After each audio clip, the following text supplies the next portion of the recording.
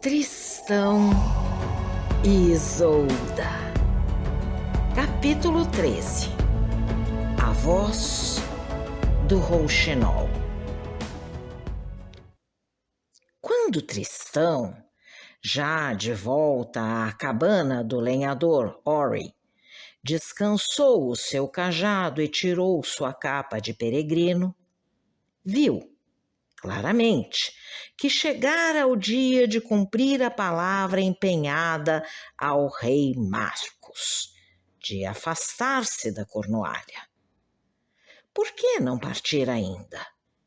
Havia-se justificado a rainha. O rei a queria e honrava. O rei Arthur, se fosse necessário, tomá-la-ia sob sua proteção.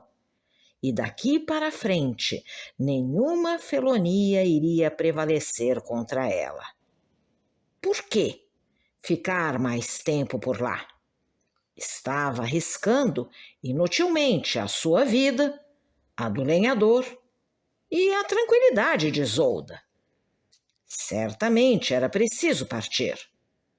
Aquela vez, com a roupa de peregrino, fora a última que tivera Isolda em seus braços. Ele ainda ficou por mais 3 dias, não conseguindo desprender-se da terra em que vivia a rainha. Pobre infeliz!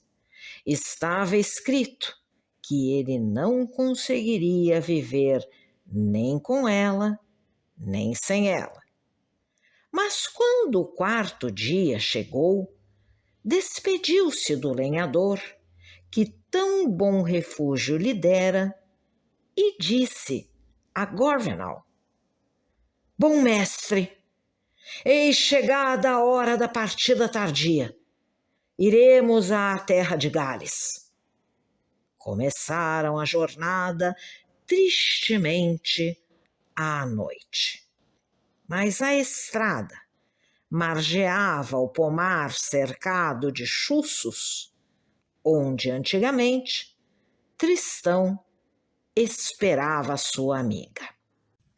A lua brilhava. Numa volta do caminho, não longe das estacas, divisou o tronco do alto pinheiro. Bom mestre, esperai no bosque perto daqui. Voltarei já. Onde ides? Louco, quereis sempre ficar buscando a morte? Mas, de um pulo, Tristão já havia transposto a cerca de chuços. Veio sob o pinheiro até a escadaria de mármore. Que serviria agora lançar à fonte cascas de árvore e ramos? Isolda não viria mais. Sem fazer barulho, passou pelo caminho que a rainha seguia e aproximou-se do castelo. Entre os braços de Marcos, adormecido, Isolda velava no quarto. De repente, pela janela entreaberta que dava para o jardim, entrou a voz de um rouxinol. Isolda escutava a voz sonora que vinha encantar a noite. E ela se elevava tão triste que não haveria coração nem de assassino que se não enternecesse. A rainha pensou: de onde virá essa melodia? E de súbito compreendeu. É Tristão! Era assim na floresta de Moroá que ele imitava pássaros para me distrair. É seu último adeus. Ah, como se lamenta! É como o rouxinol quando se despede no fim do verão. Amigo, nunca mais ouvirei tua voz. A melodia vibrou ainda mais ardente.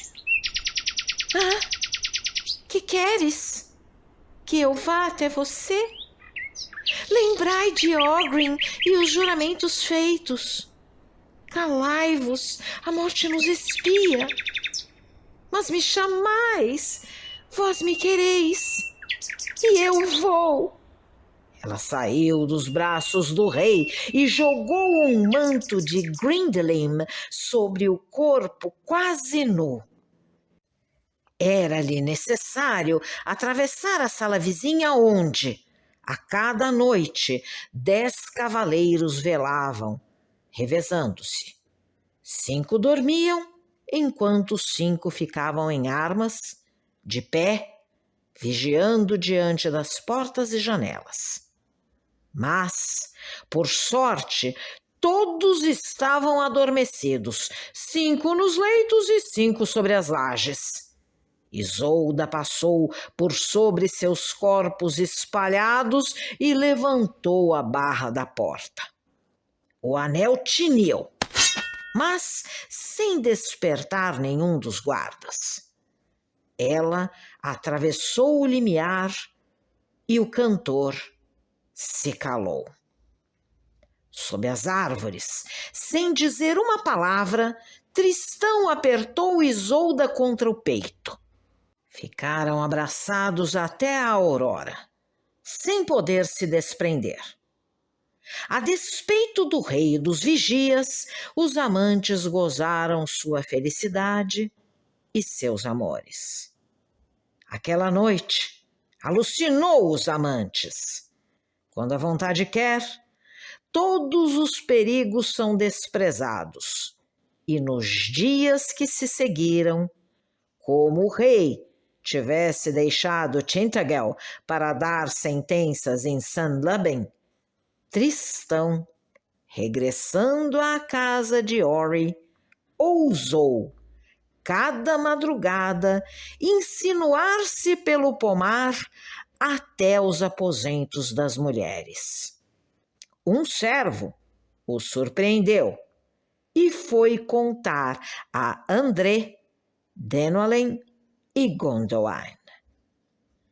Senhores, a fera que acreditáveis sumida volta à toca. Quem? Tristão. Quando o viste? Esta madrugada eu o reconheci, e vós podereis fazer o mesmo amanhã, ao nascer do sol, com a espada na cinta, um arco na mão e 2 flechas na outra. Onde o veremos? Por uma janela que conheço. Mas, se o mostrar, quanto ganharei?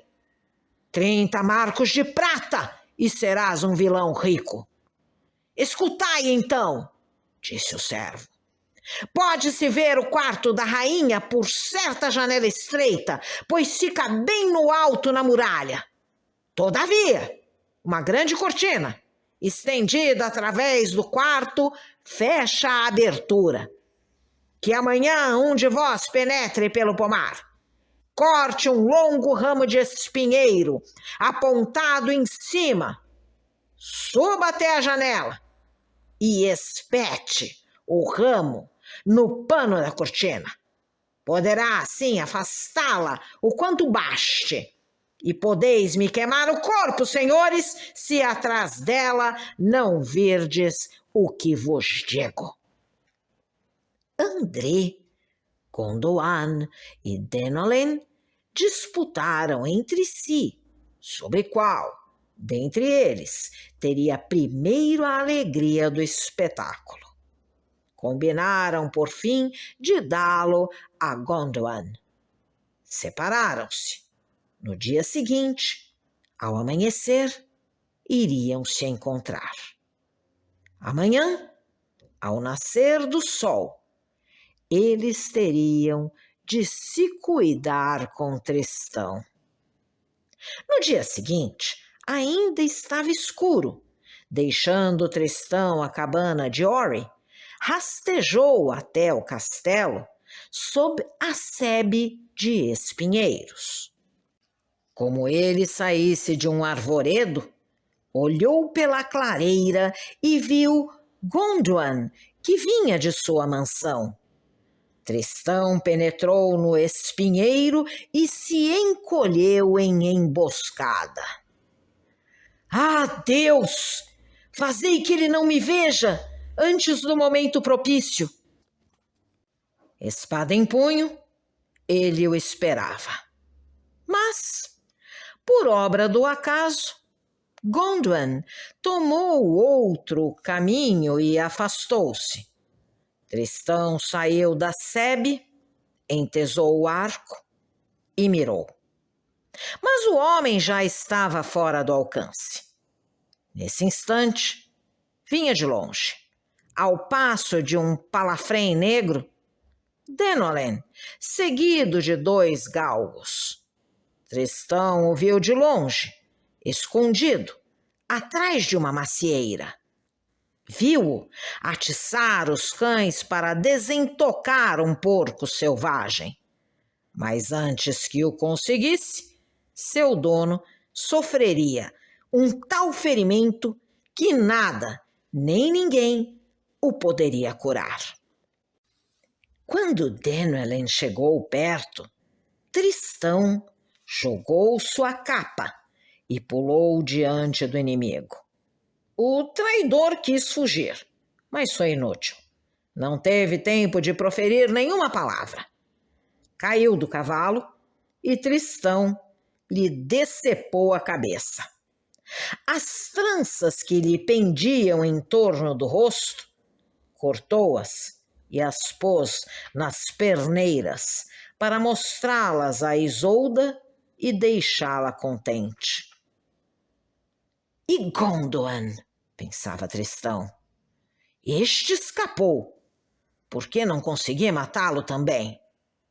Limpou a espada, pô-la na bainha, arrastou o corpo até um tronco de árvore e, deixando o despojo sangrento, ajeitando o capuz na cabeça, foi até Isolda.